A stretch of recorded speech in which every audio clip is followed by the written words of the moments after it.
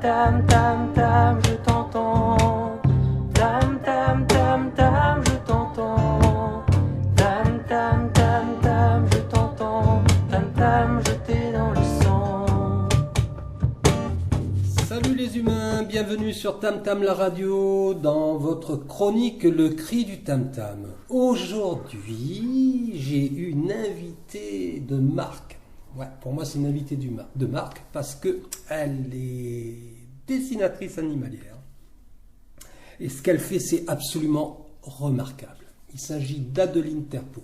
Adeline Terpeau, bienvenue chez Tam Tam la radio. Tu vois, j'en bafouille. En plus, elle est tellement jolie. Bonjour à tous. Bien, alors tu es venu à la rencontre de Tam Tam la radio pour nous parler de tes projets. Exactement. Mais avant, tu vas te présenter un petit peu.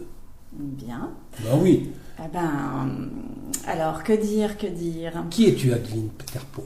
Alors, je suis juste une humaine parmi les humains.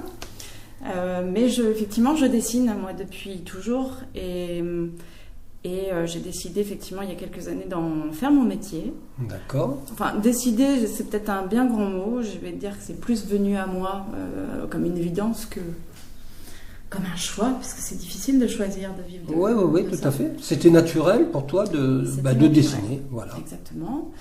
Donc voilà, donc depuis quelques années, je vis sur la région Malouine, proche de la Rance. C'est un vrai coin de ressourcement pour moi et d'inspiration. Vraiment un endroit où je me sens bien. Et je pense que c'est propice forcément à la création. C'est clair. Ça m'appelle aussi beaucoup au voyage, en fait. Notamment l'histoire de Saint-Malo, le lien avec les grands voyageurs. Donc depuis que je suis à Saint-Malo particulièrement, il y a vraiment ce lien entre à la fois le dessin, la création et le voyage. Et là, particulièrement depuis 2 ans, c'est un axe sur lequel je travaille, qui est de joindre le voyage et l'art. Donc au travers de carnets de voyage, notamment. D'accord. Ce qui va expliquer effectivement le projet en cours. Très bien. Alors, comment es-tu arrivé à faire du dessin animalier? Parce que quand même, quand on voit les dessins que tu fais, on dirait presque des photographies, déjà. Moi, j'ai eu un gros coup de cœur dernièrement sur le zèbre que tu as fait, parce que je me considère un peu comme un drôle de zèbre, en fait. Donc voilà, je me renvoyais dans ton zèbre qui galope, tu vois. mais aussi, j'ai vu la baleine aussi. Qu'est-ce qu'elle est belle. Alors les baleines, j'ai beaucoup travaillé sur les baleines. Donc aujourd'hui, là, c'est plus trop mon axe de travail, mais c'était, alors comme je dis, un animal totem, parce que effectivement, j'ai envie de te dire que tout le monde aime les baleines, et puis que c'est assez représentatif d'un milieu qui nous est inconnu. Donc il y a une part un peu mystique autour de la baleine. Et puis c'est aussi un animal qui a été extrêmement chassé, c'est un animal qui vit dans un milieu fragile, en péril. Donc pour moi, ça signifiait beaucoup de choses, et j'ai beaucoup travaillé sur ce thème-là ces dernières années. Et là, maintenant, ça a été, et c'est encore beaucoup l'Afrique depuis mon dernier voyage. D'accord, tu es parti où? Je suis partie en Namibie et au Kenya. D'accord. L'été dernier. L'été dernier. Et c'était fantastique. Et c'est c'était clair. L'Afrique, c'est quelque chose. Hein. Une vraie rencontre, alors à la fois humaine avec certaines personnes là-bas, mais bon, surtout animalière, ça c'est sûr. J'y allais pour ça, pour pouvoir les dessiner, les croquer. Et ça a été d'ailleurs mon premier carnet de voyage que j'ai réalisé, on va dire, de manière assez naturelle. J'ai réalisé à ce moment-là que j'étais plutôt à l'aise dans l'écrit. Ça, c'est un exercice que j'avais jamais fait. C'est toi qui écris, hein? D'accord. Donc tu accompagnes, tes dessins sont accompagnés. Alors, dans ce texte, qu'est-ce que tu y mets justement? Eh ben, je pense que c'est avant tout une mise en recul sur le monde. D'accord. Et j'ai envie, à chaque fois que j'écris, j'ai envie que ce soit aussi neutre que possible. Alors évidemment avec la part sensible et personnelle qui m'appartient, mais je veux dire neutre dans le sens très tolérant, avec un regard neuf. Et l'idée, c'est de ne pas porter un jugement, qu'il n'y ait rien qui soit lié par exemple à ma culture ou à mon éducation.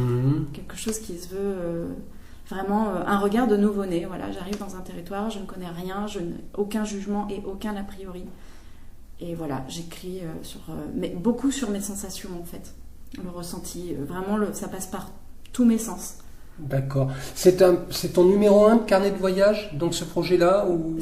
Alors non, j'ai réalisé donc un carnet en Afrique, un autre dans le Kera, et un troisième dans le grand nord de la Norvège cet hiver. Ah oui.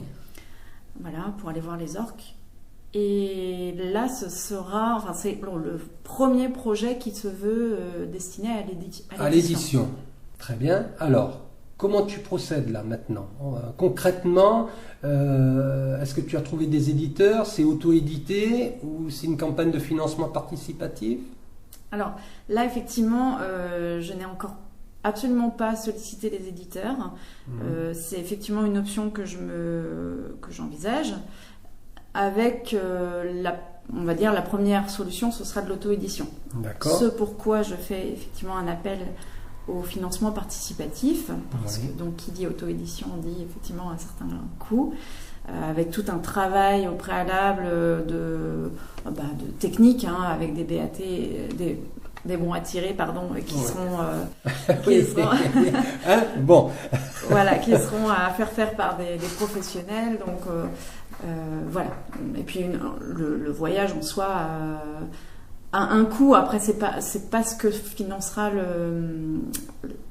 l'appel au financement. Ce sera vraiment pour la partie édition. D'accord. Donc quoi qu'il arrive, effectivement, ce projet, le carnet sera fait. Oui, c'est clair. Combien de pages dans ce carnet ? Tu as une idée déjà ? Non. Je sais pas trop. Je pense que quelque part, on sera autour de 2-3 pages d'écrits par jour, plus les dessins. Là, je sais pas. C'est vraiment en fonction de l'inspiration. D'accord. Plus effectivement la reprise de certains passages des écrits originaux de Stevenson. D'accord. Très bien. Donc c'est un périple qui va durer 12 jours, si je respecte effectivement bien les étapes de l'auteur originel, c'est 12 jours. C'est pour quand ? Et ce serait pour mi-juin. Mi-juin. Et ça approche ? Oui, tout à fait. Heureusement qu'on est sorti du déconfinement. On est en déconfinement là, ça va ? Tout à fait. Bon, alors après, c'est un projet professionnel. Donc, ouais. C'est-à-dire que là, l'idée, c'est que idéalement, ça puisse être édité pour la fin de l'été. On va dire pour septembre. Donc, je me laisse l'été pour reprendre les écrits, faire les scanners, tout le travail qu'il y aura à faire, qui sera, je pense, un peu conséquent. Voilà pourquoi je veux le faire maintenant, d'autant que je veux aussi éviter qu'il y ait trop de monde sur les chemins, parce que je vais avoir besoin d'être seule pour m'immerger complètement dans mes ressentis. D'accord. Tu es toute seule à travailler sur ce projet ou tu es accompagnée ? Non, là je le projette seule. Ah ouais. De A à Z. De A à Z. Bravo. Bravo, bravo, bravo. Alors, la campagne de financement participatif a-t-elle démarré ? Alors, elle a démarré il y a une semaine. Oui. C'est sûr. Et c'est sur la plateforme Kengo. D'accord. Qui a accepté effectivement de suivre ce projet. C'est bien. Donc on fait cet appel qui va durer en théorie 37 jours, je crois, de mémoire, qui sera peut-être prolongé. Voilà, donc ce qui fait qu'il va aussi couvrir la période du voyage proprement dit. Et ça, je trouvais ça intéressant parce que dans l'idée, j'ai envie de partager pour la première fois aussi le périple. D'accord. Donc d'alimenter mes réseaux. Y compris la plateforme Kengo. Alors la plateforme, on ne peut pas l'alimenter comme un réseau social.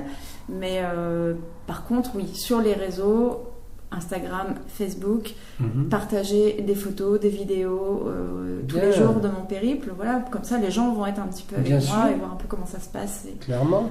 Ça peut être assez drôle à partager. Et puis tu reviendras vers nous, de toute façon, pour nous tenir informés de l'évolution de ton projet, en tout cas. Très bien, donc sur Kengo, il y a un lien particulier. De toute façon, on le mettra Mais il y a... Alors effectivement, alors on peut le trouver soit en allant sur Kengo et en tapant donc le nom du projet, c'est Carnet de voyage Stevenson. D'accord. Et puis on peut retrouver effectivement le lien sur ma page Facebook Aterpo ou sur l'Instagram aterpo.art. Voilà. Alors Aterpo, je vous épelle, c'est A plus loin Terpo, comme ça se prononce, T-E-R-P-O. Donc très très très facile à trouver sur Facebook. Je vous invite à liker sa page. Vraiment, ses dessins sont absolument fabuleux. Tu as fait l'exposition à Dinard, là, il me semble. C'était l'été dernier? Non, c'était oui, l'été dernier, il me semble. À Dinard, j'ai fait effectivement, c'était un salon. C'était le salon, voilà, le salon des arts. Voilà. Exactement. Donc ça, c'est la dernière exposition que j'ai pu faire, qui a été reportée, parce qu'effectivement, elle devait être en fin d'année, elle a été reportée, donc en mois de mars cette année. Oui, c'est ça. Voilà. Donc ça, c'est la dernière avant la fermeture, effectivement, des expos. Ouais. Donc là, la prochaine sera donc début juillet, du 1er au 15 juillet, à la chapelle Saint-Buc, du Minic-sur-Anse. Très bien. Donc là où je vais exposer, donc rien à voir avec les carnets de voyage, là ce sera vraiment mon travail on va dire de réalisation plutôt de grand format, et là c'est vraiment autour de l'Afrique. Donc le nom de l'expo, c'est Face à face. Bien. L'idée, c'est de mettre un peu face à l'homme, ses responsabilités vis-à-vis de la nature et des animaux. Donc, vaste sujet. Vaste sujet. Tu es une artiste engagée, hein, Adeline. De toute façon, effectivement, le sort des animaux et le bien-être animal, c'est mon cheval de bataille depuis la petite enfance. Hein. Et d'ailleurs, je dessine des animaux depuis toujours. Et que des animaux. Ça a toujours été exclusivement des animaux. Ça se voit. Dans ton coup de crayon, ça se voit. Tu as une maîtrise absolument étonnante. Du coup, j'ai perdu la question que je voulais te poser. C'est pas grave, on fera une coupe s'il faut. J'aime pas trop couper les interviews. Oui, ça y est, ça me revient. Ah, ça va. Il n'y aura pas de coupe. Il fallait. Ça y est, ça me revient. Contextualiser. Oui, tout à fait. Alors, question. Une fois que le bébé va naître, carnet de voyage en version papier, hein, justement, au niveau de la version papier, ça sera un papier. Comment tu l'envisages, ce carnet? Alors, j'avoue que j'ai absolument pas pensé à ça. Alors, il faut savoir que moi, je prépare pas grand-chose à l'avance. Je suis toujours dans le spontané. C'est comme ça que ça fonctionne. D'accord. Donc je prévois rien, et c'est plus après le format, déjà la quantité, le nombre de dessins, d'écrits va définir ensuite un format final. Est-ce que ce sera un format paysage, portrait? Est-ce que ce sera un papier? D'accord. Je ne sais pas. Ça, ok.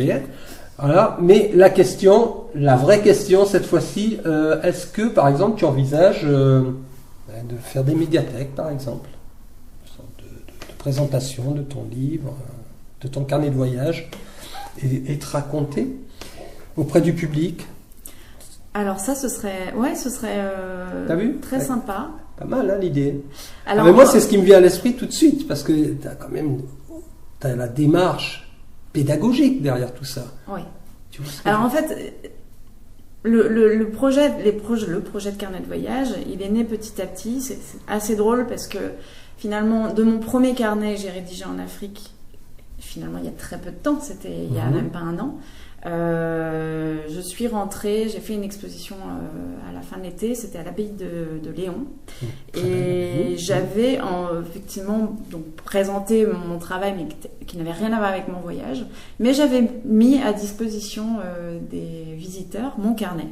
Et les gens, j'ai vu qu'il y avait un intérêt énorme en fait autour de ce carnet, finalement très fort, où mes écrits parlaient. Peut-être, même au-delà des illustrations, enfin, en tout cas le mélange des deux. Et là, j'ai vu qu'il y avait quelque chose qui parlait aux gens. Bon, l'idée de t'entendre faire de la lecture en médiathèque pour le public, que ce soit public, enfant, adulte, ça va être super. Mais pourquoi pas, en effet, de partager en tout cas mes voyages et mes ressentis, ça c'est...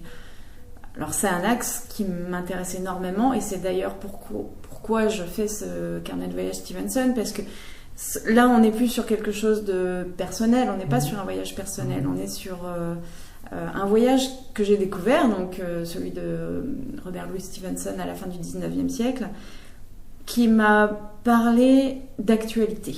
Et je me suis dit, tiens, c'est assez drôle parce que finalement, ça s'est passé il y a 142 ans.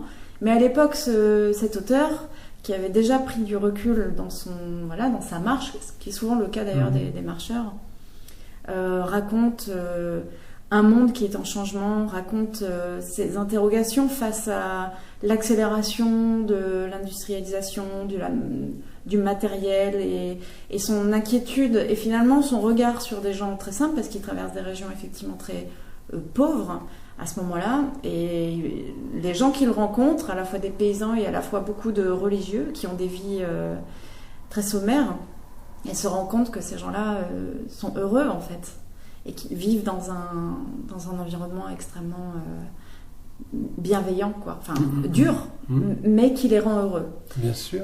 Et voilà, je me suis dit, c'est quand même particulièrement d'actualité, notamment avec ce qu'on a vécu là et ce qu'on est en train de vivre. Bien sûr.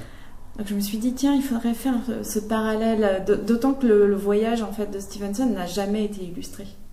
Donc je me suis dit, bah voilà, c'est tout vu, je vais aller faire ce voyage. Et je à vais plus forte raison, pour le partager. Il faut aider Adeline Terpeau dans sa démarche. Et ben en tout cas, voilà, je ferai ce voyage et si les gens souhaitent le voir édité, alors effectivement, leur aide permettra que ce soit réalisable. D'accord. Et puis sinon, Tout ce sera simplement. quelque chose que je partagerai à qui veut, mais en plus petit comité, quoi. Voilà.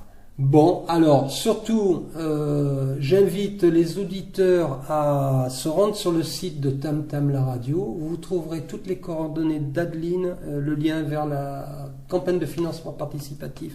Je vous invite vraiment à soutenir ce projet qui est magnifique. Quasiment comme tous les projets qu'on présente dans Tam Tam la radio, d'ailleurs. Adeline, merci beaucoup d'être venue présenter ce projet qui est magnifique. Moi, ça m'a beaucoup parlé quand tu as sollicité la radio et je suis très heureux de partager ce projet. Eh ben, merci beaucoup de m'avoir invité.